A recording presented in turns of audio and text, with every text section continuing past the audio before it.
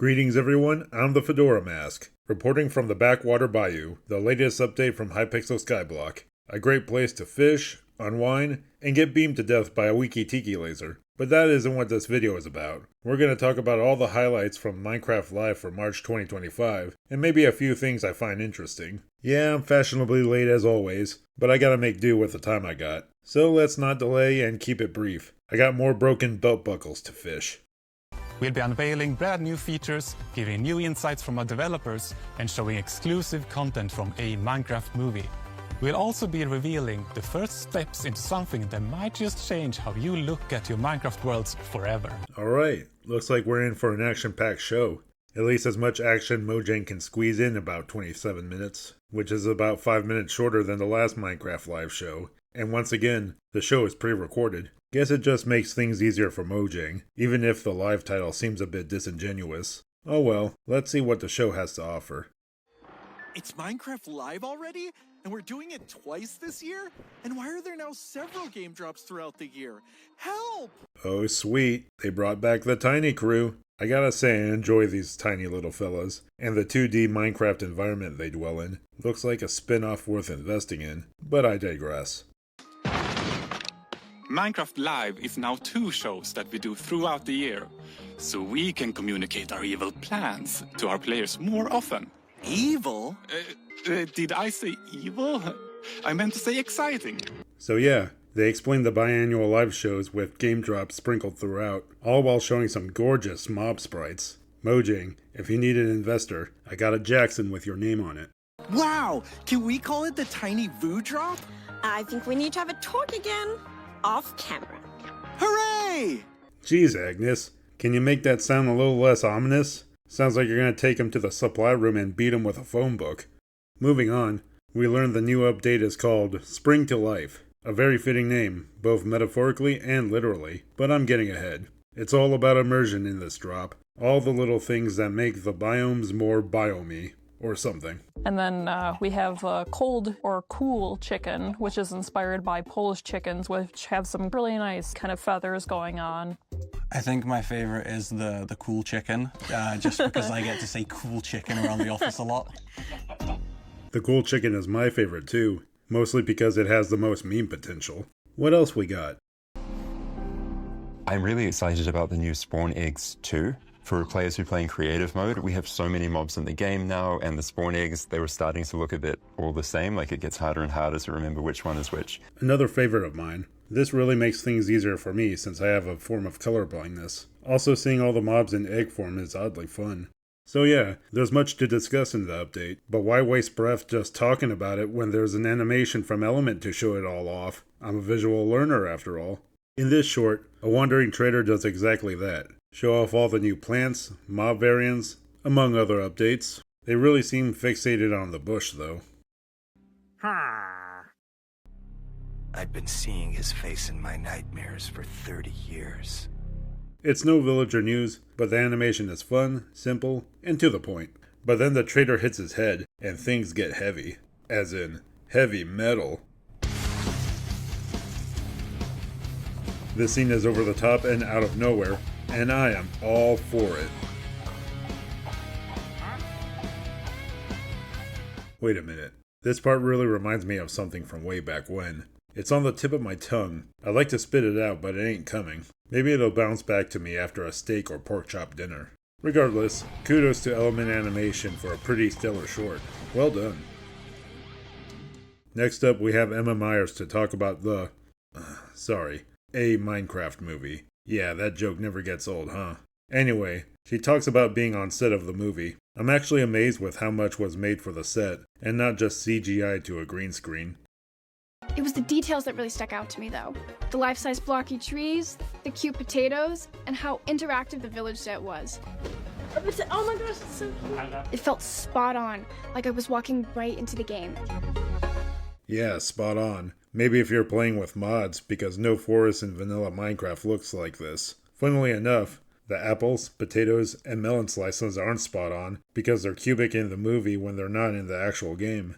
Man, just look at this stage with real props. The Willy Wonka experience wishes it could look this good. Now we have a scene from the movie, an introduction to Midport Village and its inhabitants. Yeah, I know the villagers aren't the easiest to look at, but with the emphasis on realistic visuals, that's pretty hard to avoid. Probably doesn't help having so many of them crammed into this one scene, all staring right at us. Blech. Relax, it's just an iron golem, local security force.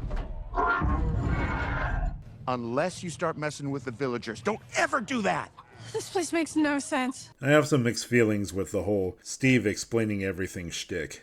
On one hand, it is kind of nostalgic, as it takes me back to my 360 days, teaching my siblings how to play. On the other hand, this constant info dumping might cause the audience to tune out. I'm watching a movie here. Show, don't tell. That being said, I'm all for Jack Black starting a Block Facts-esque YouTube channel where all Minecraft info is paraphrased in only the way Jack Black can. I'd subscribe in a heartbeat. Also, they show off the lava chicken scene again for some reason. So overall, am I still excited for the movie? You bet. Do I think it'll actually be good?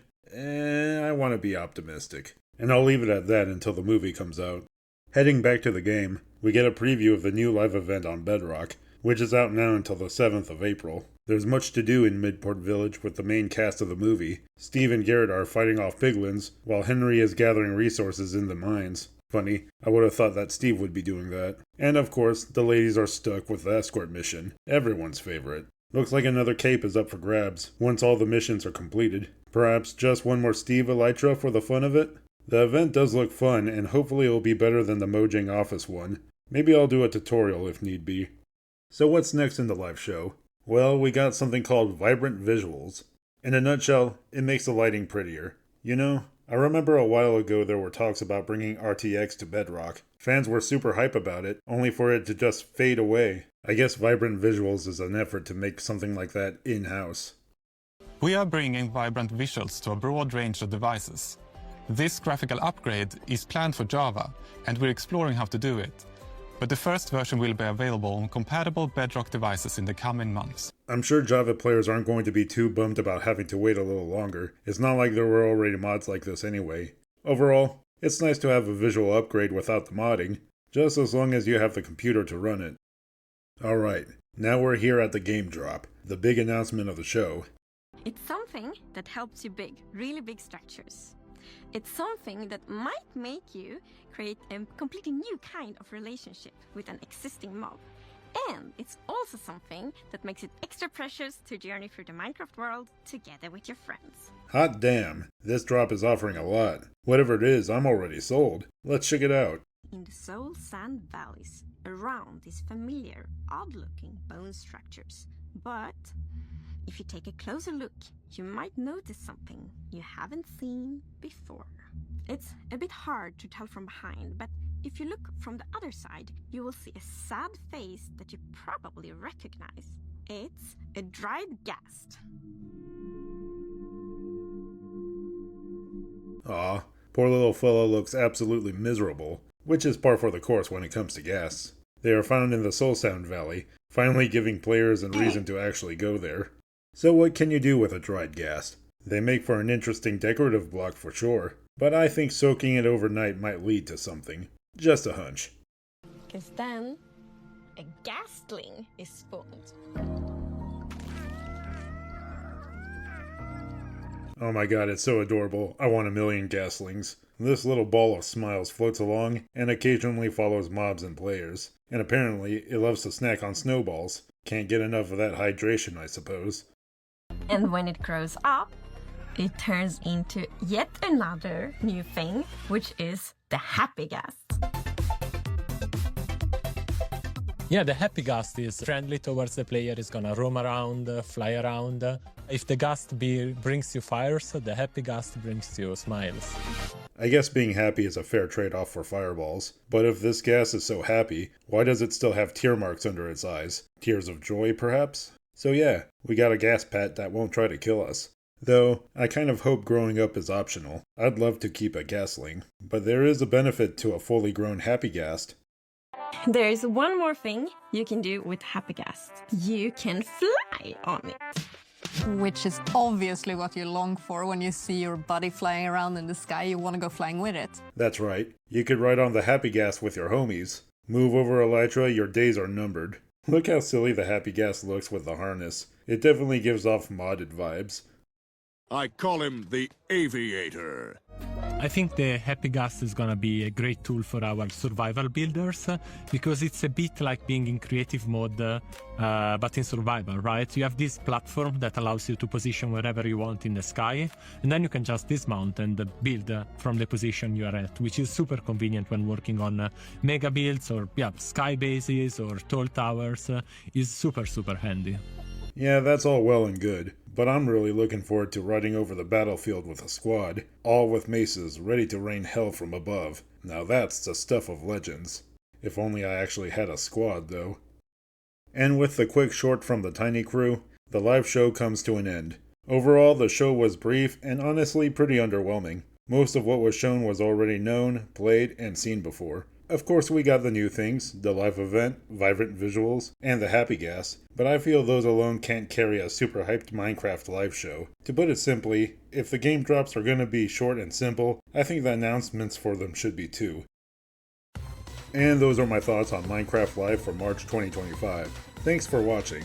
The Happy Gas and the Bedrock Live event are available to play right now, so I'll be plenty busy. So how do you feel about the not-so-live show? With game drops replacing updates, do you think Minecraft Live has run its course? I'd like to know your thoughts on it. And if you enjoyed the video, please be sure to leave a like, and hit subscribe for Minecraft madness and other fun stuff. So until next time, I'm the Fedora Mask, and I tip my fedora to you.